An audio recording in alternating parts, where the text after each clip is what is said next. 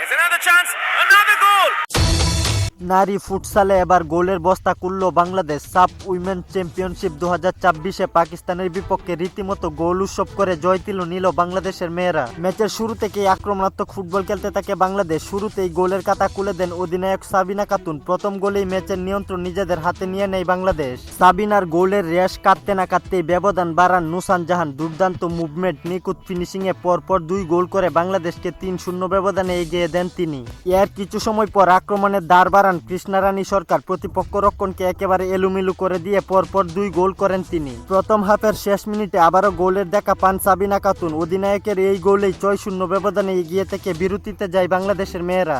বিরতির পরও থামেননি সাবিনা। নিজের দুর্দান্ত পারফরমেন্সে আরো 2 গোল যোগ করে দলের ব্যবধান বাড়ান তিনি। অধিনায়ক সাবিনা আজ হ্যাট্রিক সহ 4 গোল করেন। এরপর নিজের হ্যাট্রিক গোলটি করে দলের জয় আরো নিশ্চিত করেন কৃষ্ণা রানী সরকার। আক্রমণ, গতি আর ফিনিশিংয়ে পাকিস্তানের জন্য ম্যাচটা হয়ে ওঠে একেবারেই কঠিন। শেষ পর্যন্ত সান্ত্বনার একটি গোল পেলেও পাকিস্তানকে 9-1 গোলে হারিয়ে মাঠ ছাড়ে বাংলাদেশ।